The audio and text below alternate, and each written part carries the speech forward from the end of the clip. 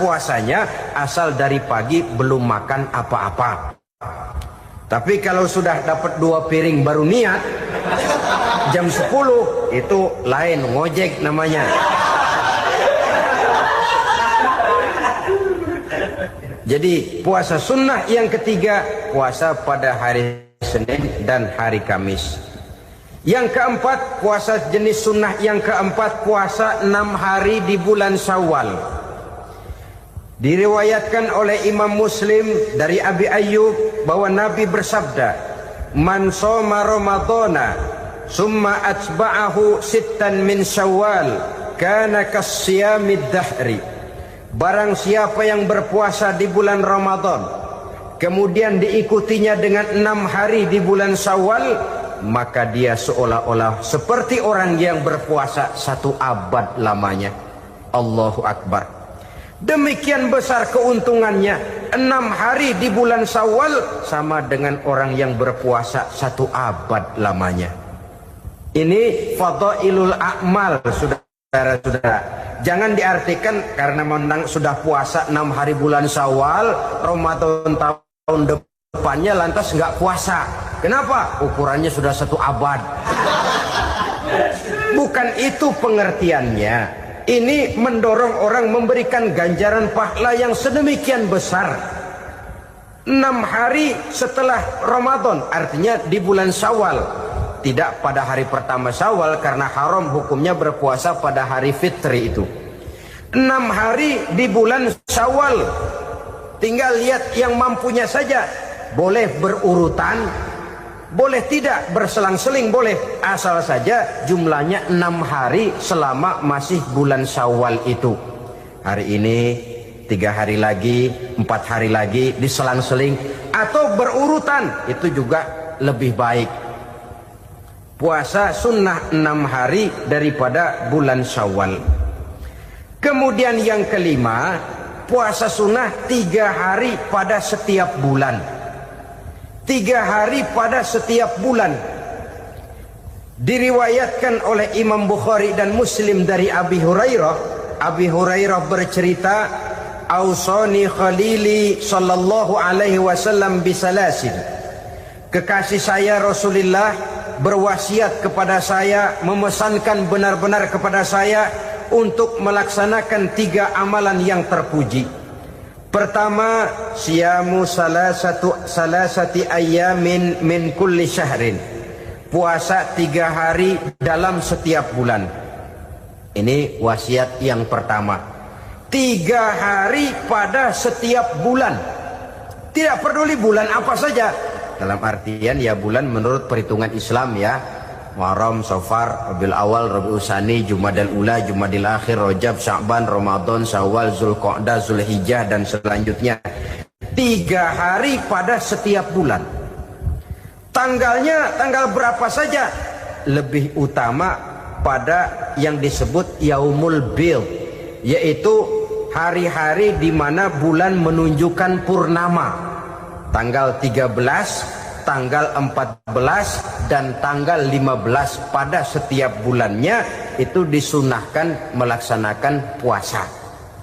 Itu wasiat pertama, puasa 3 hari pada setiap bulan. Wasiat yang kedua, waraqatai duha, melaksanakan sholat duha sekurang-kurangnya 2 rakaat. Itu wasiat yang dipesankan benar kepada saya, kata Abi Hurairah. Pertama, puasa 3 hari pada setiap bulan. Yang kedua, usahakan jangan meninggalkan 2 rakaat minimal daripada sembahyang duha. Kita tahu sembahyang duha itu sembahyang sunnah di waktu pagi seketika matahari naik sepenggalahan.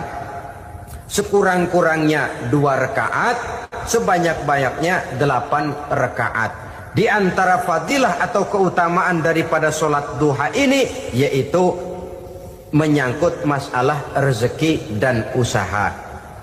Kemudian wasiat yang ketiga, wa an utira qabla an anama. Beliau sangat berwasiat kepada saya untuk sholat witir sebelum tidur. Artinya sholat malam sebagai amalan sunnah di dalam kehidupan kita. Jadi saudara-saudara, dalam hidup ini kita akan selalu berbentur dengan keperluan.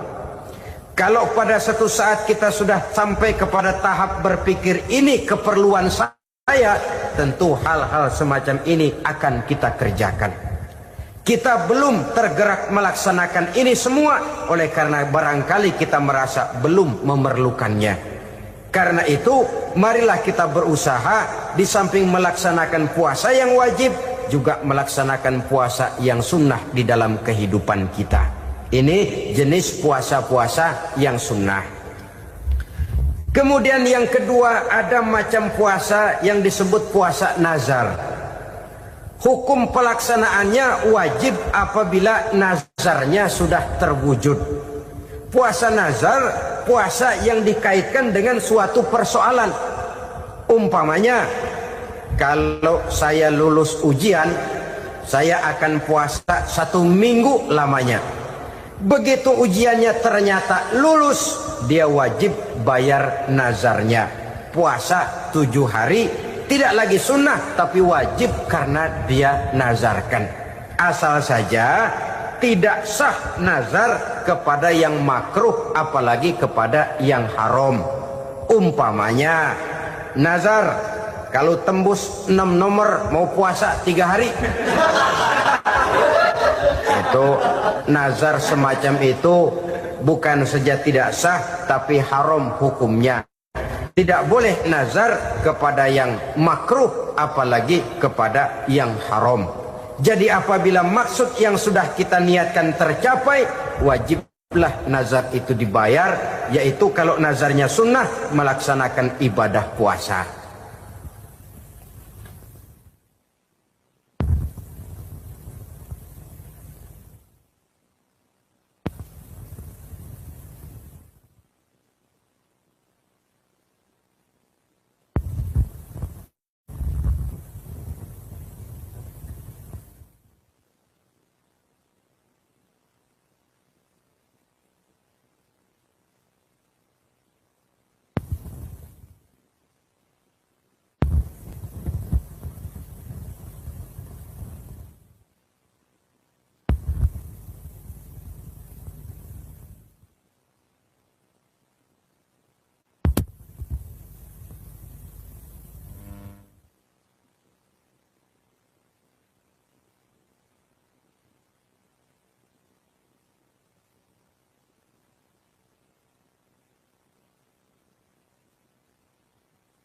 Saudara-saudara kaum muslimin rahimakumullah.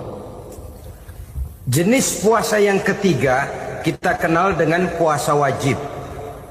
Dan ini kita laksanakan pada bulan suci Ramadan.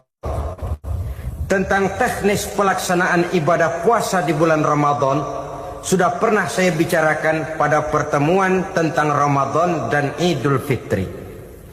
Pada kesempatan ini saya hanya ingin mengajak bahwa di dalam melaksanakan ibadah puasa Ramadan ini, marilah kita mengadakan evaluasi. Kenapa demikian? Barangkali secara jujur, walaupun agak berat, saya masih harus berkata, masih banyak di antara kita umat Islam yang di dalam melaksanakan suatu ibadah terjebak dalam rutinitas ritual. Apa itu rutinitas ritual? Itu bahasa susah. Berhubung saya tidak ingin bicara yang susah-susah, kita bicara yang mudah-mudah saja. Maksud saya, banyak di antara kita umat Islam yang di dalam melaksanakan suatu ibadah itu hanya dengan prinsip asal sekadar gugur kewajiban saja.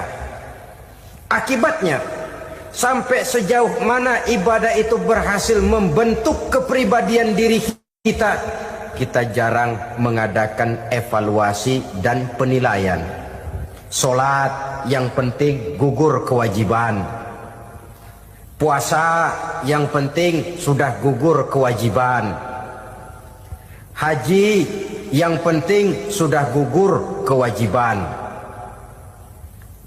Maka jangan heran kalau itu yang jadi prinsip, ibadah lantas tidak punya dampak dalam membentuk kepribadian diri. Banyak orang yang rajin sholat tapi munkarnya jalan terus. Sampai kadang-kadang kita bingung, yang sembahyang dia, yang nyolong dia.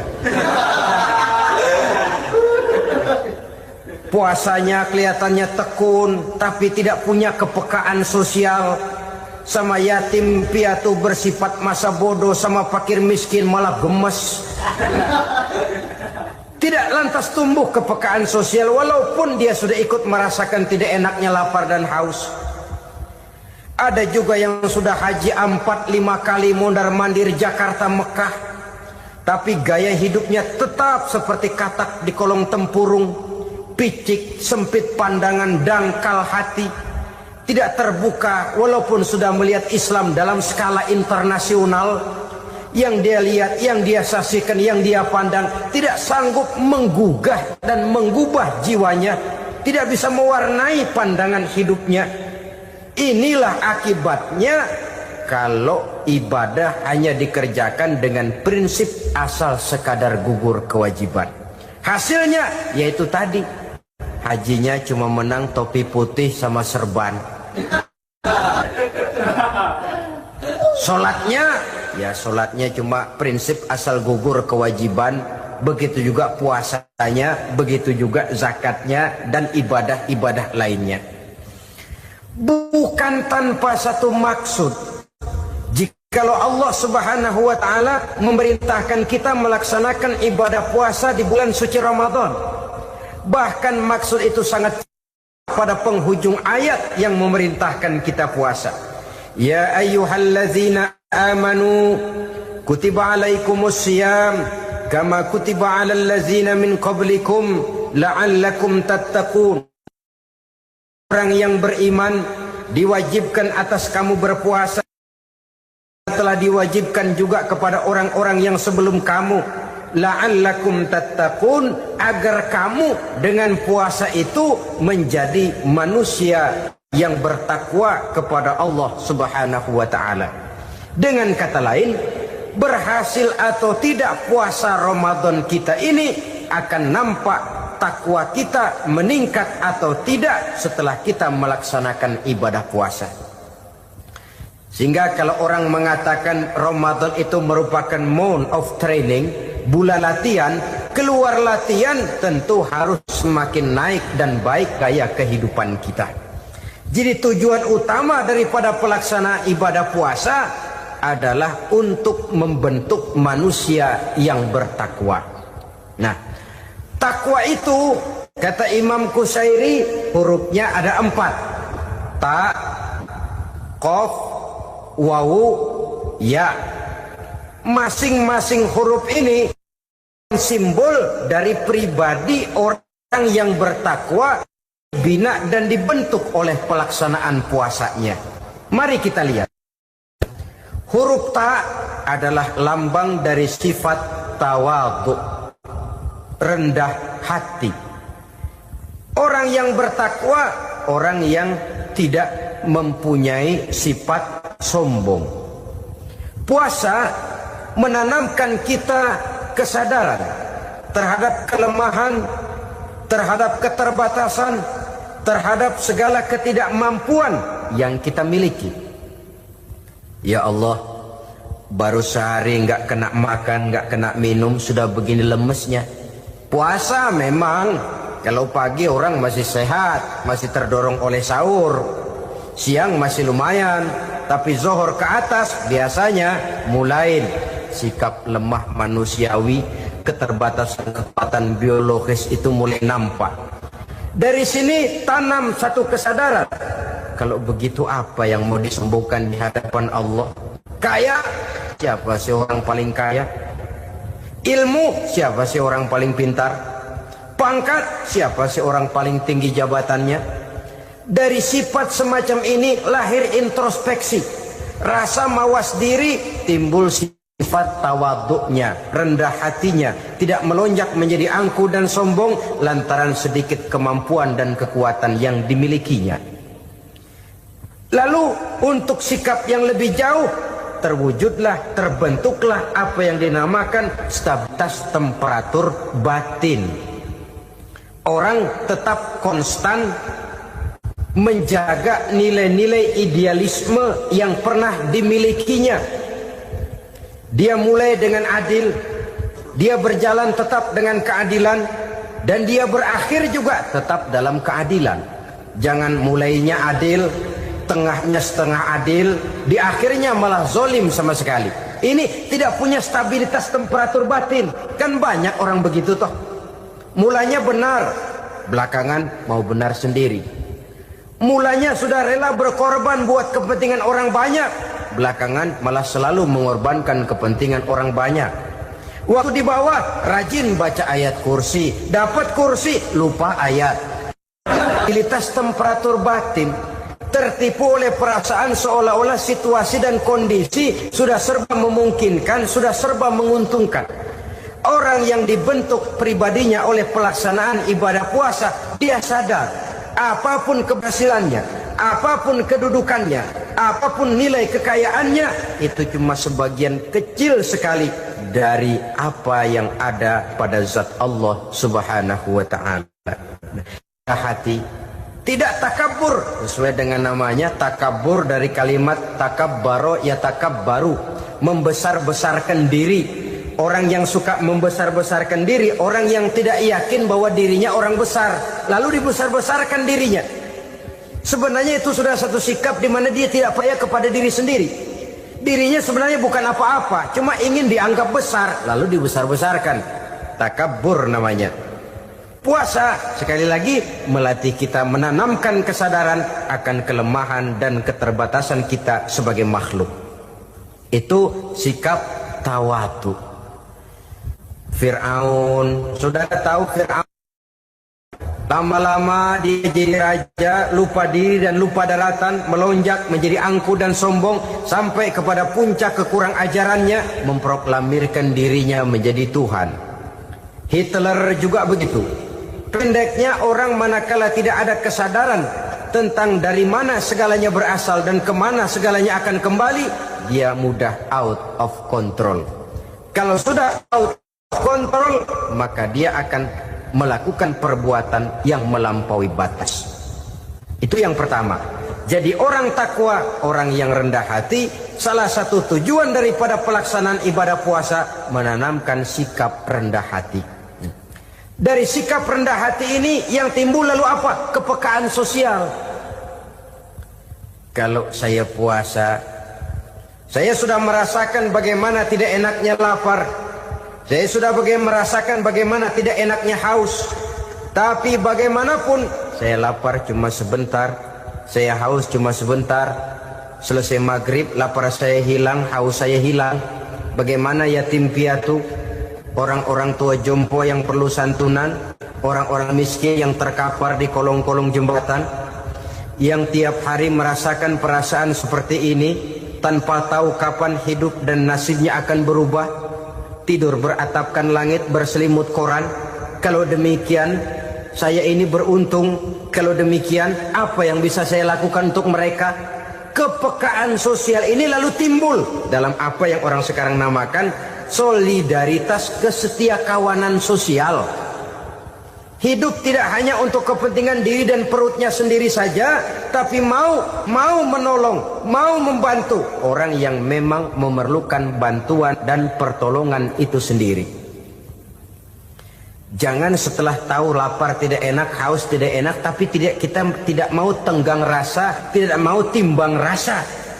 Begini loh tidak enaknya lapar, begini loh tidak enaknya haus. Ini terjadi pada diri saya masih mampu, masih berbuka puasa. Bagaimana yang tiap hari merasakan seperti ini? Tidak Ramadan, tidak Syawal, tidak Zulqa'dah, tidak Zulhijjah, selalu kelaparan dan kehausan. Dari sana timbul kepekaan sosial. Lalu lahirlah sikap pemurah, dermawan, mau menoleh ke kiri dan ke kanan, bahkan Al-Quran itu sampai mengancam betul. Ara'aita allazi yukadzibu bid-din fadzalika allazi yad'ul yatim wa la mendustakan agama. Islam mendustakan Islam. Salat dia tapi mendustakan salat. Puasa dia tapi mendustakan puasa. Siapa mereka itu? Fadzalika allazi yad'ul yatim. Merekalah orang-orang yang meninggalkan anak-anak yatim.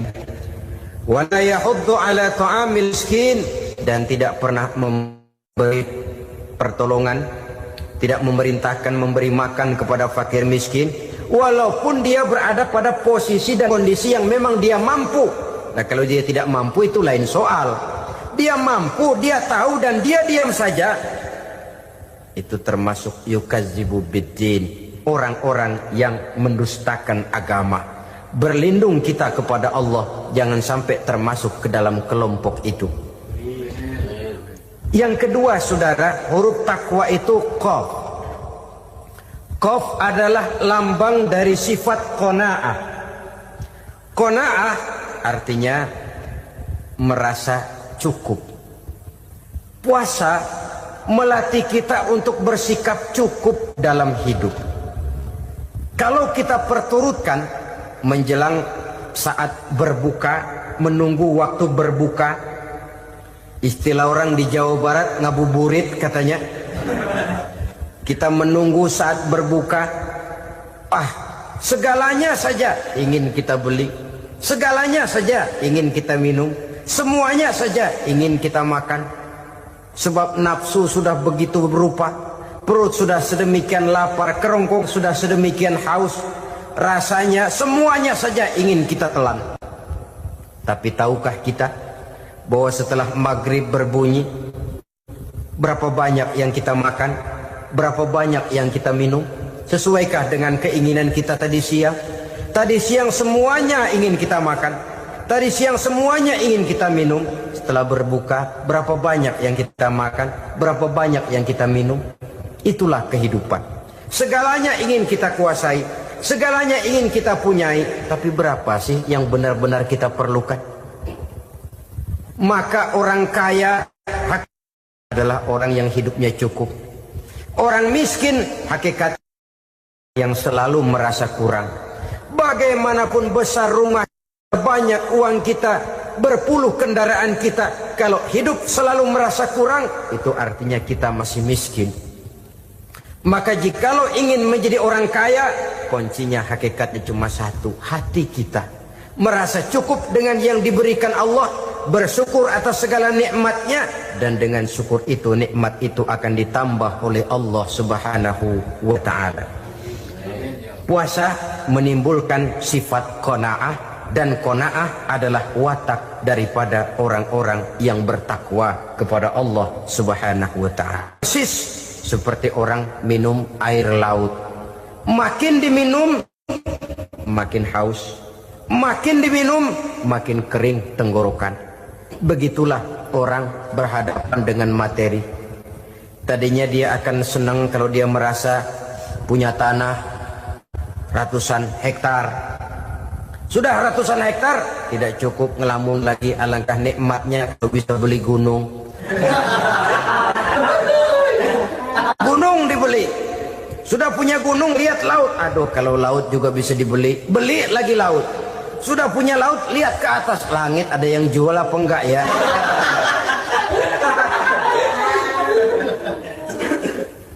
Seperti orang berhadapan dengan air laut yang makin diminum makin membuat kita haus dan makin kering tenggorokan ini. Maka itu harus dihentikan. Sikap untuk menghentikan itu tidak lain adalah dengan sifat qanaah itu tadi, merasa cukup dengan apa yang diberikan Allah, mensyukuri nikmatnya. Itu yang kedua. Yang ketiga, pada kalimat takwa ada huruf wawu. Wawu adalah simbol dari sifat wara dengan ain. Wara, orang yang terpelihara dirinya baik dari yang subuhat, lebih-lebih dari yang haram. Subuhat, saudara tahu, barang yang remeng-remeng. Tapi sungguh pun remeng-remeng, kira-kira prosentasenya 70-30. 70% haram, 30% kemungkinan halalnya. Maka yang subuhat lebih baik dijauhi daripada diambil. Orang yang punya kepribadian wara', dirinya terpelihara, jangankan dari yang haram, dari yang subuhat saja dia sanggup menjaga dan memelihara dirinya. Oleh karena itu saya heran kalau orang di bulan Ramadan dia sanggup menjaga diri di waktu siang dari jenis makanan yang halal, dari jenis minuman yang haram. Ada tahu nganggur di meja siang, enggak dia makan. Ada air teh nganggur di meja siang, enggak dia makan. Padahal itu jenis makanan dan minuman yang halal. Tapi ketika datang maghrib, dia berbuka dengan makanan yang dibeli dari uang yang dihasilkan dengan cara yang haram. Bukankah itu sesuatu yang terbalik? Bukankah dengan demikian sudah tidak lagi menimbulkan sikap yang bisa memelihara dan menjaga kepribadian diri?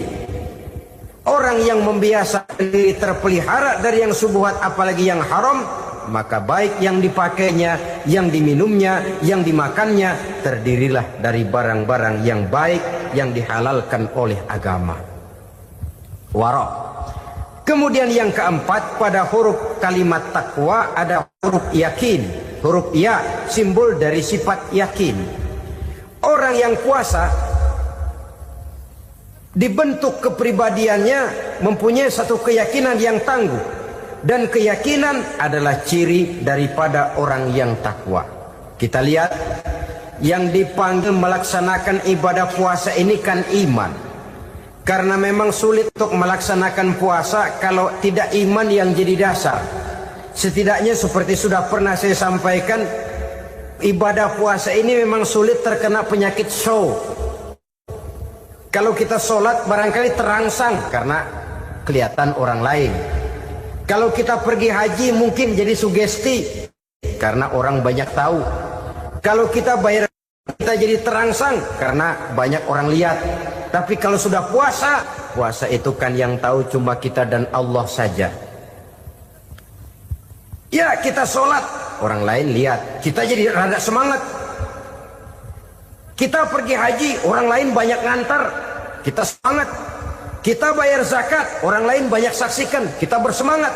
Tapi kita puasa, siapa yang mau nyaksiin kita puasa? Siapa yang mau memuji kita puasa?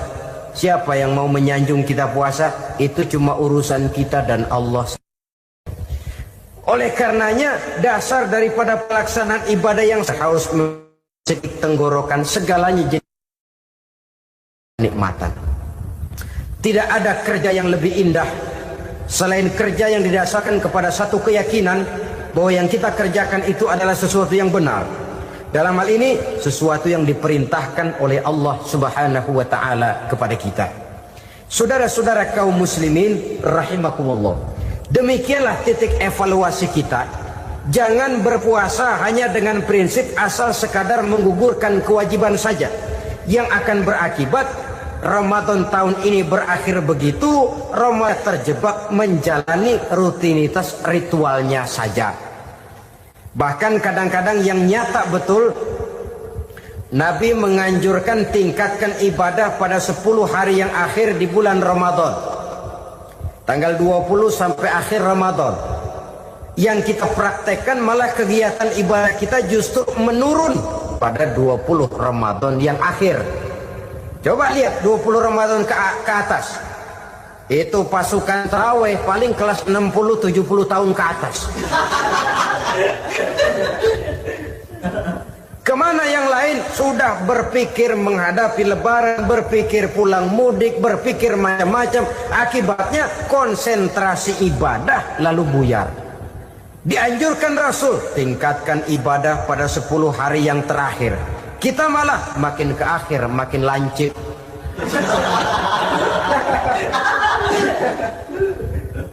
Saudara-saudara kaum muslimin rahimakumullah, kita terjebak oleh sesuatu yang sementara, oleh sesuatu yang bersifat kulit, lalu meninggalkan isinya. Padahal jikalau kita tidak mengisi Ramadan dengan kegiatan ibadah, berarti kita tidak keluar dari Ramadan dengan jiwa yang baru, yang sudah ditempa oleh pengalaman ibadah di bulan Ramadan. Artinya kita tidak kembali kepada fitrah, kesucian seperti saat kita dilahirkan. Lalu kalau kita tidak kembali kepada fitrah, apa yang mau kita rayakan pada Idul Fitri itu? Di mana letak kegembiraan kita? Di mana letak kebahagiaan hati? Kembalikah kita kepada fitrah? Tidak. Benarkah puasa yang kita kerjakan? Kelihatannya juga tidak. Adakah dampak dari pelaksanaan ibadah dalam pribadi kita? Tidak. Kadang-kadang Ramadan selesai malah teriak merdeka.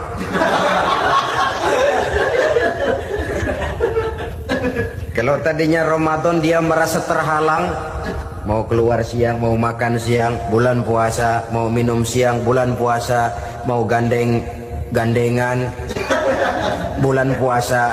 Ramadan selesai, kibarin bendera, teriak merdeka.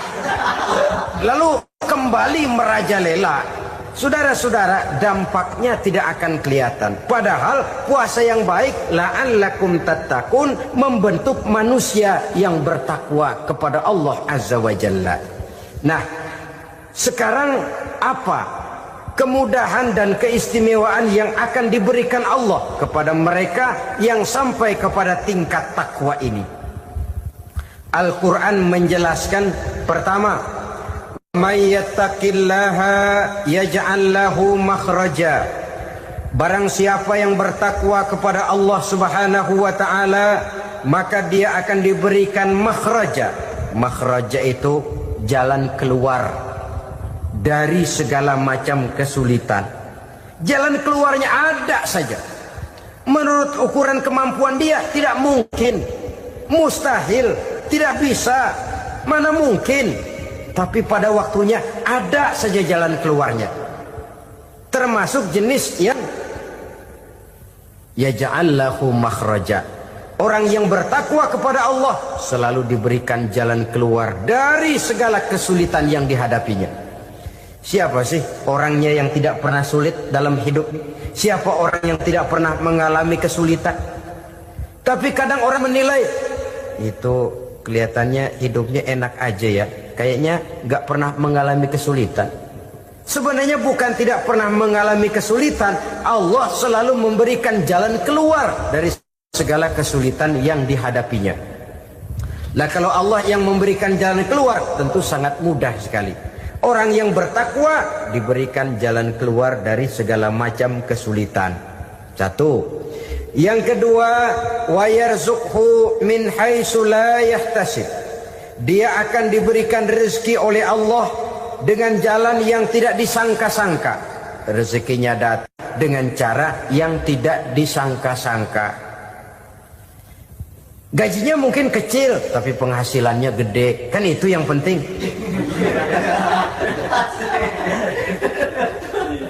Gaji dan penghasilan kan lain tuh. Boleh jadi gaji kecil, asal penghasilan gede, kan nikmat hidup itu. Nah, penghasilan ini ada yang bisa kita perkirakan. Bisa kita perkirakan. Misalnya gaji itu tadi. Kalau saya kerja, gaji saya begini.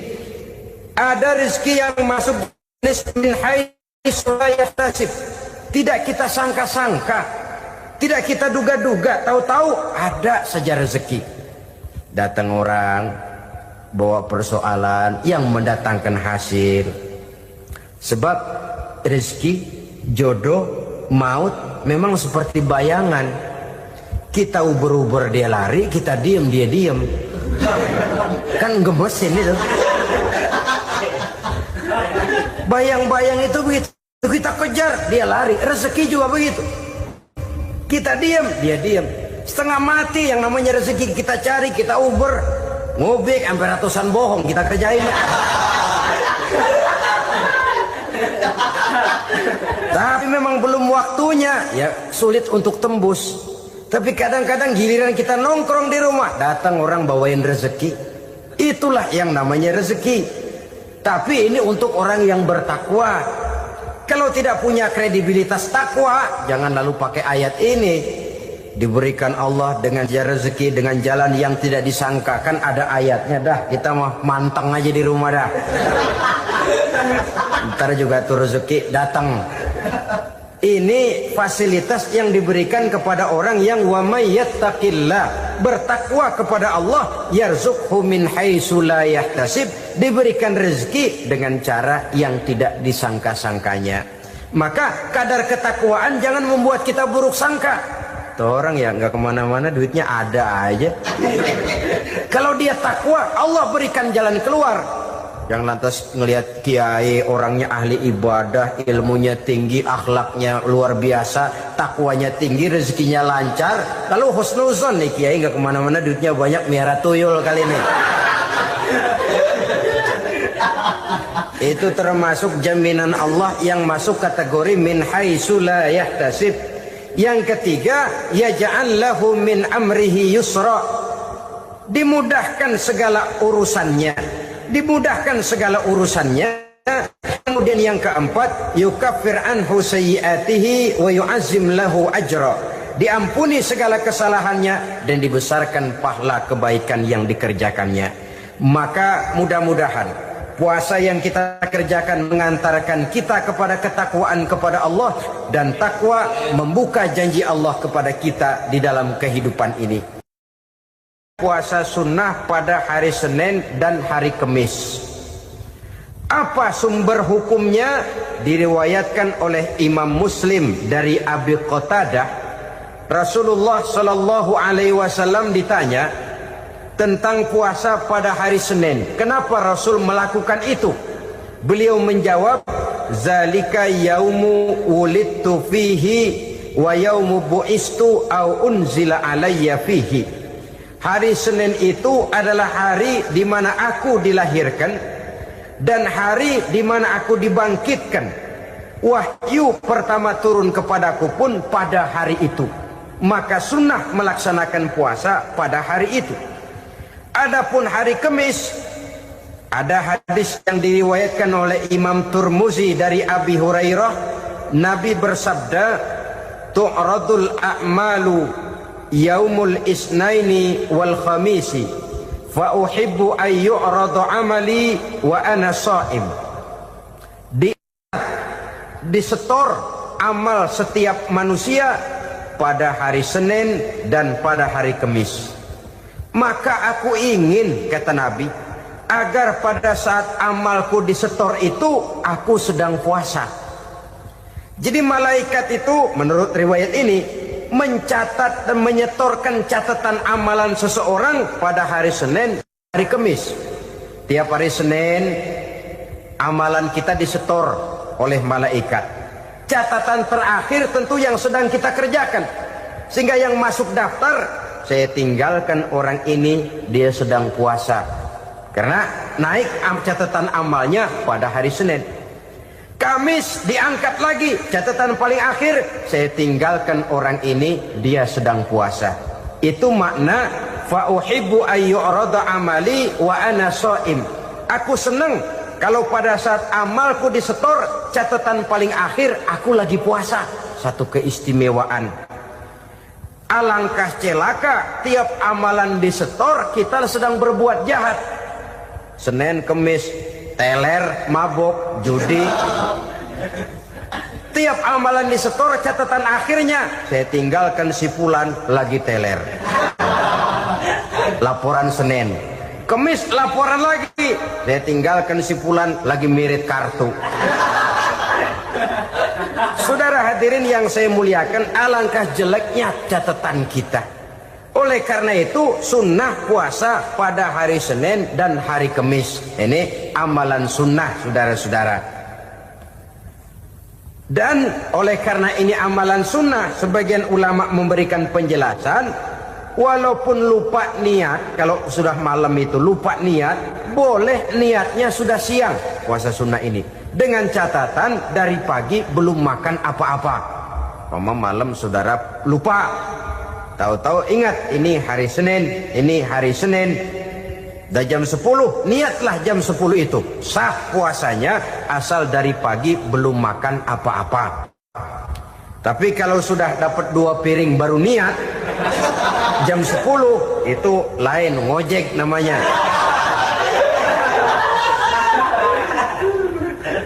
Allah Subhanahu wa ta'ala akan memuliakannya dengan 10 macam perkara. Saudara, ini keuntungannya. Yang pertama, orang yang puasa di hari-hari 10 bulan Zulhijjah diberikan al-barakah fi umrihi, diberikan keberkahan pada umurnya. Setiap kita ingin memperoleh umur yang berkah. Umur yang berkah itu yang bagaimana? Apa yang jumlahnya panjang? Mungkin. Tetapi yang jelas umur yang berkah ini adalah umur yang bisa dipertanggungjawabkan di hadapan Allah Subhanahu wa taala. Artinya umur yang diisi penuh dengan kebajikan, umur yang diisi dengan segala macam kegiatan ibadah, dan umur yang dengan demikian sungguh pun kita sudah mati, jasad terkubur dalam tanah, nama kita akan tetap hidup, dikenal orang oleh karena kebajikan yang kita kerjakan. Saya kira akan lebih merupakan azab ketimbang nikmat kalau orang diberikan umur panjang tapi hanya untuk menumpuk-numpuk dosa saja. Kan lebih baik mana? Umur pendek banyak pahala, umur panjang banyak dosa. Lebih baik mana? Hah? Saya yakin yang paling baik tentu umur panjang banyak pahala. Paling sial umur pendek dosa melulu. Sudah diberikan umur pendek tidak seberapa, dosa berlipat ganda. Itu kalau orang kampung bilang tekor namanya. Rugi. Umur pendek hanya untuk menumpuk-numpuk dosa. Boleh jadi kalau umat-umat zaman dulu, saudara, mereka diberikan umur panjang. Nabi Adam, kita tahu Nabi Adam itu 2000 tahun umurnya. Nabi Nuh 950 tahun. Umatnya ya rata-rata segitu itu. Nah, kalau mereka misalnya punya umur 800 tahun, lalu 200 tahun mereka melakukan dosa, kan masih punya restan 600 tahun untuk taubat. Karena umurnya diberikan jatah panjang. Kita ini oleh Allah Subhanahu wa taala, umat Nabi Muhammad ini umurnya pendek-pendek. Kalau nyontoh Nabi 63 tahun saja. Kalau diberikan 70 tahun umur kita sekarang, itu sudah dapat jatah lebih 7 tahun. Alhamdulillah bahwa Allah memberikan saat-saat, waktu-waktu, tempat-tempat yang punya nilai istimewa, sehingga umur yang pendek ini bisa bernilai panjang. Nilai ibadahnya bisa bernilai pahala seperti umat yang berumur panjang dahulu itu. Karena itu manfaatkan umur dengan baik, dan salah satu keberkahan daripada umur akan datang dengan melaksanakan ibadah puasa sunnah. Ini yang pertama. Yang kedua, az-ziyadatu fi malihi, berikan tambahan hartanya, menjadi orang kaya. Kaya apa? Kaya hati setidak-tidaknya. Karena dengan tekun dan rajin melaksanakan ibadah puasa, yang segera tertanam dalam jiwa seseorang merasakan cukup di dalam kehidupan. Itulah dia orang yang paling kaya, orang yang hidupnya paling cukup. Kalau orang sudah merasa cukup dalam hidupnya, maka itulah dia orang yang kaya. Saudara-saudara kaum muslimin rahimakumullah, puasa sunnah memberikan tambahan harta. Usahanya berkembang, dengan demikian membawa keberkahan, hartanya makin bertambah, akan menunjang ibadahnya kepada Allah, lebih memantapkan dan membawa ketenangan dalam hidupnya. Itu termasuk berkahnya melaksanakan puasa sunnah itu. Yang ketiga, al-hifzu fi iyalihi, diberikan penjagaan, perlindungan terhadap keluarganya. Anaknya sehat, sanak famili dan handai tolannya terjaga dan terpelihara dari segala malapetaka, dari segala mara bahaya. Kesehatannya terjamin dan terpelihara. Itu sudah merupakan modal yang sangat besar di dalam kita mengarungi kehidupan. Sebab rasanya sulit untuk bahagia. Duit kita banyak sekali. Usaha kita selalu mendatangkan untung yang berlipat ganda. Tapi sebentar-sebentar anak kita sakit, yang ampek, yang korengan, yang kena musibah, ndak karu-karuan sakit, berobat sampai jutaan rupiah, itu kan sudah tidak membawa kebahagiaan. Uang masuk yang begitu banyak jumlahnya, habis akhirnya untuk berobat saja. Sebenarnya hitung-hitung ya seri-seri juga. Usaha berhasil, duit banyak, habis untuk berobat. Lah sama juga saudara-saudara. Jadi dengan demikian, biar duit kita banyak, asal keluarga pada sehat saja, udah enak bener itu. Duit banyak, ekonomi cukup, keluarga sehat, nikmat rasanya menjalani kehidupan ini. Yang kiamat sudah duit kagak barang seperak, keluarga ampek semua. Kiamat sudah. Saudara hadirin yang saya hormati, jadi yang ketiga, Allah memberikan pemeliharaan terhadap keluarganya. Satu kali orang dipelihara Allah, tidak satu kekuatan pun yang bisa mencelakakan. Satu kali orang disengsarakan Allah, tidak satu tenaga pun yang mampu menyelamatkannya. Itulah sebabnya perlindungan Allah, pemeliharaan Allah terhadap diri dan keluarga sangat kita perlukan di dalam kehidupan ini. Dengan melaksanakan ibadah puasa, kita mendekatkan diri kepada Allah. Dengan dekat kepada Allah, maka Allah pun dekat kepada kita. Sehingga dalam hadis qudsi dikatakan, ta'arraf ilallahi firraha ya'rifka fi syiddah. Ingatlah kepada Allah di waktu kamu senang, agar Allah ingat kepada kamu di waktu kamu susah. Yang kita laksanakan kadang-kadang sebaliknya. Waktu susah kita ingat Allah, waktu senang kita lupa Allah. Akhirnya nanti pada waktu kita melarat, kebelangsak, susah dan sebagainya, pertolongan tidak akan datang kepada kita. Benar, ta'arraf ilallah firraha ya'rifka fi syiddah. Ingatlah kepada Allah di waktu kamu susah, ingatlah kepada Allah di waktu kamu senang, agar Allah ingat kepadamu di waktu kamu mendapat kesusahan.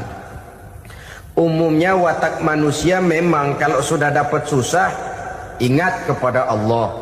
Waktu duduk, waktu berbaring, sambil tidur, dalam segala keadaan Allah disebutnya, Allah dimintakan pertolongannya. Tapi dikala dia berada pada posisi di atas angin, merasa senang, bahagia, Allah terlupakan. Saudara-saudara kaum muslimin, itu yang ketiga. Yang keempat, at-takfiru li sayyiatihi. Orang yang melaksanakan puasa sunnah itu diampuni segala dosa dan kesalahan yang telah dilakukannya. Dan yang kelima, at-tad'ifu li hasanatihi, diberikan balasan yang berlipat ganda dari segala kebaikan yang dikerjakannya. Satu berbalas 7, 7 bisa berbalas 10, 10 masih berbalas 100, masih ditambah dengan wallahu yudha'ifu liman yasha. Allah melipat gandakan pahala orang-orang yang dikehendakinya. Maka carilah satu kebaikan yang apabila kita kerjakan, dosa akan dihapus dan nilai pahalanya menjadi berlipat ganda. Satu kali kita bekerja, 2-3 pulau bisa kita raih dan kita jangkau. Yang keenam, orang yang melaksanakan puasa sunnah di bulan Zulhijjah, at-tashil li sakarati mautihi, diberikan kemudahan pada saat menghadapi sakaratul maut.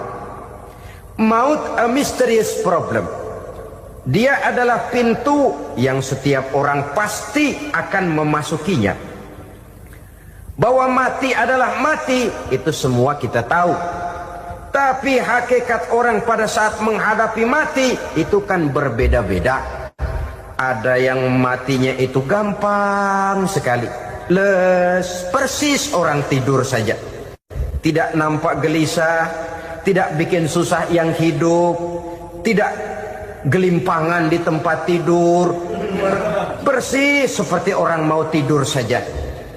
Ada yang sulit sekali menghadapi sakaratul maut, gelimpangan di tempat tidur, bikin bingung orang yang nunggu. Kadang-kadang seperti kerbau digorok lehernya. Saudara-saudara, sulit menghadapi sakaratul maut. Oleh karena itu Rasulullah sallallahu alaihi wasallam sering beliau itu kalau berdoa membaca Allahumma hawin alayya fi sakaratil maut. Ya Allah, mudahkan saya di dalam menghadapi sakaratul maut. Rasulullah saja, saudara, orang yang ibadahnya paling banyak, orang yang hatinya paling bersih, orang yang akhlaknya paling luhur, masih berdoa semacam ini. Mohon dimudahkan oleh Allah agar mudah menghadapi sakaratul maut. Apalagi kita, terus terang kita ini paling-paling kelas muhtalid, bangsa sama pahala mau sama dosa doyan. Lebih perlu lagi menghadapi sakaratul maut, sehingga apabila malaikat maut datang menjemput nyawa kita, dimudahkan, jangan dibikin sulit, supaya mudah. Jadilah orang baik-baik. Biasanya kalau banyak yang mati, malaikat maut juga kali main-mainin dulu tuh orang, kutak-katik, ditakut-takutin dan segala macam. Saudara hadirin yang saya hormati, maka menghadapi sakaratul maut ini merupakan kunci. Apakah seseorang bisa husnul khatimah atau bisa su'ul khatimah? Salah satu jalan untuk memudahkan diri menghadapi sakaratul maut, melaksanakan puasa sunnah di bulan Zulhijjah ini. Yang ketujuh, ad-diya'u li zulumati qabrihi, diberikan terang di alam kuburnya. Kubur, saudara tahu, saudara tentu sering lihat orang dimasukkan ke liang lahat, ditutup dengan papan, dinding ari kata kita di kampung, lalu diuruk lagi dengan tanah. Dalamnya liang lahat, gelapnya liang lahat, gelapnya diuruk dengan tanah, gelapnya di dalam kubur, tiga gelap yang menjadi satu. Bapak moyangnya gelap.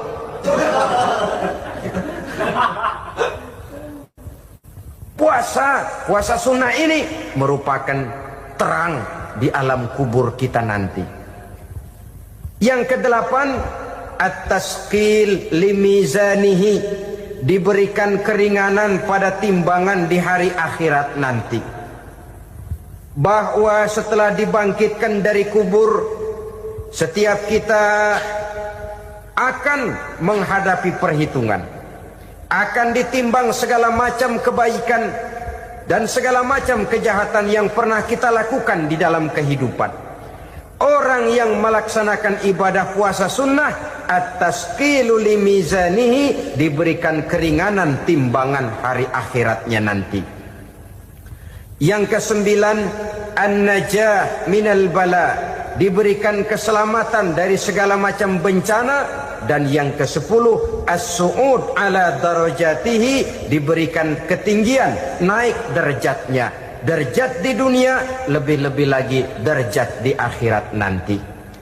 Ini keutamaan yang diberikan Allah Subhanahu wa ta'ala kepada mereka yang melaksanakan ibadah puasa 10 hari di bulan Zulhijjah menurut penjelasan sebagian dari para ulama kita. Jadi setelah puasa Muharram ada lagi puasa Zulhijjah. Kemudian puasa sunnah yang ketiga, puasa sunnah pada hari Senin dan hari Kamis. Apa sumber hukumnya? Diriwayatkan oleh Imam Muslim dari Abi Qatadah, Rasulullah sallallahu alaihi wasallam ditanya tentang puasa pada hari Senin. Kenapa Rasul melakukan itu? Beliau menjawab, zalika yaumu wulidtu fihi wa yaumu bu'istu au unzila alayya fihi. Hari Senin itu adalah hari di mana aku dilahirkan dan hari di mana aku dibangkitkan. Wahyu pertama turun kepadaku pun pada hari itu. Maka sunnah melaksanakan puasa pada hari itu. Adapun hari Kamis, ada hadis yang diriwayatkan oleh Imam Turmuzi dari Abi Hurairah, Nabi bersabda, tu'radul a'malu yaumul isnaini wal khamisi fa uhibbu an yu'rada amali wa ana sha'im. Disetor amal setiap manusia pada hari Senin dan pada hari Kamis. Maka aku ingin, kata Nabi, agar pada saat amalku disetor itu aku sedang puasa. Jadi malaikat itu menurut riwayat ini mencatat dan menyetorkan catatan amalan seseorang pada hari Senin, hari Kamis. Tiap hari Senin amalan kita disetor oleh malaikat. Catatan terakhir tentu yang sedang kita kerjakan, sehingga yang masuk daftar, saya tinggalkan orang ini, dia sedang puasa, karena naik catatan amalnya pada hari Senin. Kamis diangkat lagi, catatan paling akhir, saya tinggalkan orang ini, dia sedang puasa. Itu makna fa uhibbu ayyurada amali wa ana shaim. Aku senang kalau pada saat amalku disetor, catatan paling akhir aku lagi puasa. Satu keistimewaan. Alangkah celaka tiap amalan disetor kita sedang berbuat jahat. Senin, Kamis, teler, mabok, judi. Tiap amalan disetor, catatan akhirnya saya tinggalkan si fulan lagi teler. Laporan Senin. Kamis laporan lagi, saya tinggalkan si fulan lagi mirip kartu. Saudara hadirin yang saya muliakan, alangkah jeleknya catatan kita. Oleh karena itu sunnah puasa pada hari Senin dan hari Kamis. Ini amalan sunnah, saudara-saudara. Dan oleh karena ini amalan sunnah, sebagian ulama memberikan penjelasan, walaupun lupa niat, kalau sudah malam itu lupa niat, boleh niatnya sudah siang puasa sunnah ini, dengan catatan dari pagi belum makan apa-apa. Malam saudara lupa, tahu-tahu ingat ini hari Senin, ini hari Senin, dah jam 10, niatlah jam 10 itu, sah puasanya asal dari pagi belum makan apa-apa. Tapi kalau sudah dapat 2 piring baru niat, jam 10 itu lain, ngojek namanya.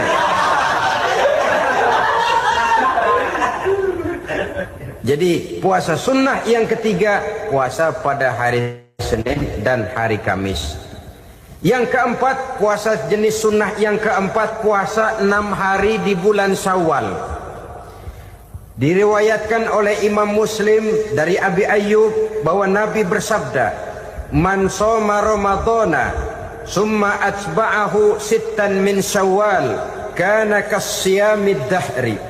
Barang siapa yang berpuasa di bulan Ramadan kemudian diikutinya dengan 6 hari di bulan Syawal, maka dia seolah-olah seperti orang yang berpuasa 1 abad lamanya. Allahu Akbar. Demikian besar keuntungannya. 6 hari di bulan Syawal sama dengan orang yang berpuasa 1 abad lamanya. Ini fadailul a'mal, saudara-saudara. Jangan diartikan karena menang sudah puasa 6 hari bulan Syawal, Ramadan tahun depannya lantas nggak puasa. Kenapa? Ukurannya sudah 1 abad. Bukan itu pengertiannya. Ini mendorong orang memberikan ganjaran pahala yang sedemikian besar. 6 hari setelah Ramadan, artinya di bulan Syawal. Tidak pada hari pertama Syawal karena haram hukumnya berpuasa pada hari fitri itu. 6 hari di bulan Syawal. Tinggal lihat yang mampunya saja. Boleh berurutan, boleh tidak berselang-seling, boleh, asal saja jumlahnya 6 hari selama masih bulan Syawal itu. Hari ini 3 hari lagi, 4 hari lagi, diselang-seling atau berurutan, itu juga lebih baik. Puasa sunnah 6 hari daripada bulan Syawal. Kemudian yang kelima, puasa sunnah 3 hari pada setiap bulan. 3 hari pada setiap bulan. Diriwayatkan oleh Imam Bukhari dan Muslim dari Abi Hurairah. Abi Hurairah bercerita, "Ausani Khalili sallallahu alaihi wasallam bisalasin." Kekasih saya Rasulullah berwasiat kepada saya, memesankan benar-benar kepada saya untuk melaksanakan 3 amalan yang terpuji. Pertama, siyamu salasati ayyamin min kulli syahrin. Puasa 3 hari dalam setiap bulan. Ini wasiat yang pertama. 3 hari pada setiap bulan. Tidak peduli bulan apa saja. Dalam artian ya bulan menurut perhitungan Islam ya. Muharram, Safar, Rabiul Awal, Rabiul Tsani, Jumadal Ula, Jumadil Akhir, Rajab, Sya'ban, Ramadan, Syawal, Zulqa'dah, Zulhijjah dan selanjutnya. 3 hari pada setiap bulan. Tanggalnya tanggal berapa saja. Lebih utama pada yang disebut Yaumul Bid, yaitu hari-hari di mana bulan menunjukkan purnama. Tanggal 13, tanggal 14 dan tanggal 15 pada setiap bulannya itu disunahkan melaksanakan puasa. Itu wasiat pertama, puasa 3 hari pada setiap bulan. Wasiat yang kedua, waraqatai duha, melaksanakan sholat duha sekurang-kurangnya 2 rakaat. Itu wasiat yang dipesankan benar kepada saya, kata Abi Hurairah. Pertama, puasa 3 hari pada setiap bulan. Yang kedua, usahakan jangan meninggalkan 2 rakaat minimal daripada sembahyang duha. Kita tahu sembahyang duha itu sembahyang sunnah di waktu pagi seketika matahari naik sepenggalahan.